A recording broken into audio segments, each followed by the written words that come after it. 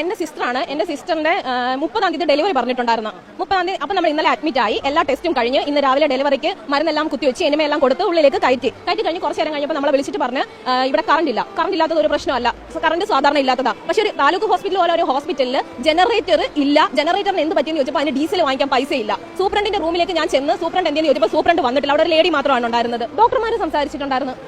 Doctor കൊണ്ട് എന്ത് ചെയ്യാൻ പറ്റും? ഡോക്ടറിന്റെ സാലറിയിൽ നിന്ന് എടുത്ത് ആ ഡോക്ടറിനോടുള്ള വിശ്വാസം കൊണ്ടാണ് നമ്മൾ അവിടെ ആ ഹോസ്പിറ്റലിൽ പോയത്.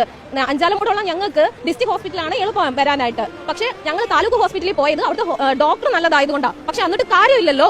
ഡോക്ടർ നല്ലതായതുകൊണ്ട് ഒരു പ്രശ്നമില്ലല്ലോ. വലിയൊരു കെട്ടിടം അതിന്റെ അപ്പുറത്ത് ഉണ്ടാക്കി വെച്ചിട്ടുണ്ട്. ഒരു അക്ഷരം വാ തുറന്ന് നമുക്ക് പറയാൻ പറ്റില്ല. പറഞ്ഞു കഴിഞ്ഞാൽ എല്ലാവരും ഗവൺമെന്റിനെതിരെ സംസാരിക്കുന്നവരാ. അതുകൊണ്ട് ഒന്നും മിണ്ടാതെ എവിടെയാണ് പരാതി പറയേണ്ടതെന്ന് പോലും അറിയത്തില്ല. ഞങ്ങൾ ഇനി പോരുന്നു. ഇന്ന് ഞങ്ങളുടെ പ്രശ്നം തീരും. നാളെ ഒരു രോഗികൾക്ക് ഞങ്ങൾ ഇതിനകത്ത് പിന്നെ തിരിഞ്ഞു നോക്കത്തില്ല. നാളെ ഏതെങ്കിലും രോഗികൾക്ക് ഇതേ അവസ്ഥ തന്നെയാണല്ലോ വരുന്നത്. നിസ്സഹായമായിട്ട് അവിടെ നിന്ന് ഇറങ്ങേണ്ടി വരുന്നത്. കുറെ കൊച്ചുങ്ങളും കുറെ ബാഗും എല്ലാം ആയിട്ട് അവിടെ നിന്ന് ഇറങ്ങി വരേണ്ട ഒരു അവസ്ഥയാണ് ഞങ്ങൾക്ക് ഇപ്പോൾ ഉണ്ടായിരുന്നത്. കുറച്ച് രോഗികൾ ഇവിടെ വന്നിട്ട് എന്ത് ചെയ്യുന്നു? ഡീസൽ വാങ്ങിക്കാൻ പൈസ ഇല്ല എന്നുള്ള ഒരൊറ്റ കാരണത്തിന്റെ പേരിൽ ഡീസലിന് പൈസ പിരിവിട്ട് കൊടുക്കാന്ന് പറഞ്ഞു.